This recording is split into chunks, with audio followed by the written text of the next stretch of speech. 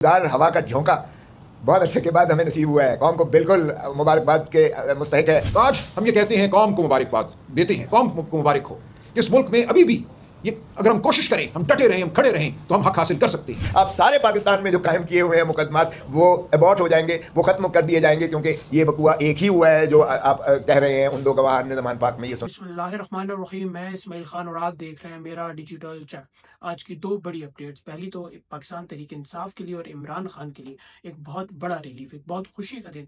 9 मई जिसकी छाप पाकिस्तान तहरीक इंसाफ पर लग गई थी कि ये पार्टी 9 मई में मुलविस है। इस पार्टी ने 9 मई किया है और उसके बाद इस पार्टी से, सियासी जमात से वो तमाम राइट्स छीन लिए गए जो एक सियासी जमात के पास होते हैं, कि वो इलेक्शन लड़े, वो एहतजाज करे। लेकिन इस पार्टी को ना एहतजाज करने दिया जाता है, ना इलेक्शन लड़ने दिया जाता है। कि ये पार्टी 9 मई में मुलविस थी, इसको अगर एहतजाज करने दिया गया, आज भी इस पार्टी को एहतजाज की इजाज़त इस वजह से नहीं मिलती कि इसने 9 मई किया था। ये अगर एहतजाज करेंगे तो फिर से वो 9 मई का सानिया रिपीट हो जाएगा। ना इस पार्टी को इलेक्शन लड़ने दिया गया, फिर जो मखसूस सीटें थी वो भी इससे छीन ली गई। तो वो जो एक राइट होता है, एक इख्तियार होता है किसी भी जमहूरियत में एक सियासी जमात के पास, वो तमाम राइट्स इस पार्टी से छीन लिए गए। और आगे से ये जवाब आता था कि इस पार्टी ने 9 मई किया है, ये पार्टी 9 मई में मुलविस है, इसका जो लीडर है वो 9 मई का मास्टरमाइंड है। और फिर बात ये की जाती थी कि इस पार्टी का जो बानी है इमरान खान, वो माफ़ी मांगे, वो अपने गुनाहों की माफ़ी मांगे। इतनी बड़ी बड़ी बातें की जाती थी, फिर कॉलम लिखे जाते थे, फिर इबलीस और फरिश्तों की मिसालें दी जाती थी।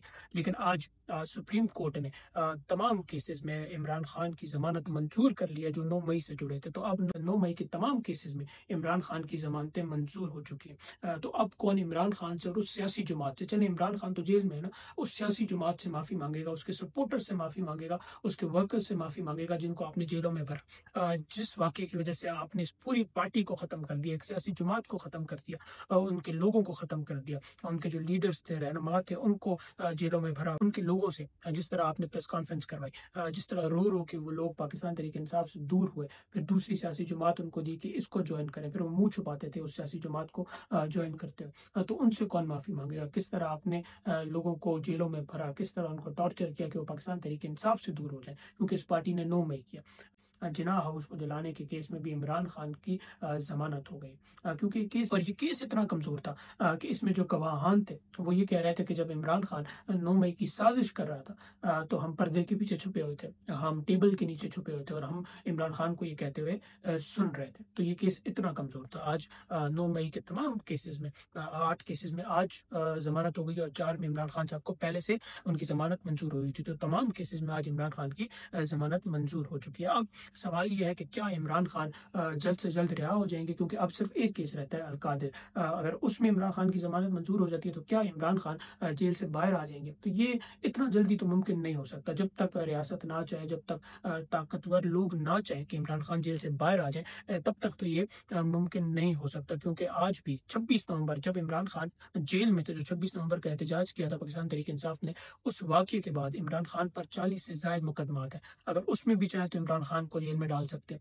फिर जो जिल्द शाह था, जो एक पाकिस्तान तहरीक इंसाफ का ही वर्कर था, सपोर्टर था, उसकी जो वो जो शहीद हुआ था, उसके कत्ल के केस में भी इमरान खान का नाम दर्ज किया हुआ है और उस पर इमरान खान पर मुकदमात बनाए हुए। तो जब जिल्द शाह की शहादत पर भी इमरान खान पर मुकदमात बनाए हों तो फिर हम क्या कह सकते हैं कि इमरान खान जल्द से जल्द बाहर आ जाएंगे? तो जब तक ताकतवर लोग, ये हुकूमत, रियासत नहीं चाहेगी इमरान खान का बाहर आना, मुश्किल है। लेकिन एक बहुत बड़ा रिलीफ ये है कि वो जो 9 मई की छाप थी, कि 9 मई किया है इस पार्टी ने, इस पार्टी को एहतजाज नहीं करने दे सकते, ये पार्टी अब एहतजाज नहीं कर सकती, इलेक्शन नहीं लड़ सकती। और हर आर्गूमेंट के बाद ये बात की जाती थी कि इस पार्टी ने 9 मई किया है, इसमें तो दहशत गर्द है, लोगों के घर जला देते हैं, तो तनसीबात है वो जला देते हैं, और इसका जो मास्टरमाइंड है वो इमरान खान है। वो तमाम चीज़ें आज खत्म हो गई है। लेकिन अब ये भी देखना है कि ये जमानतें इसी तरह रहेंगी या फिर मनसूख कर दी जाएंगी और फिर से इमरान खान को इन केसेस में सजा दी जाएगी। ये भी इस मुल्क में हमेशा से होता आया है। अब इसके बाद दूसरी जो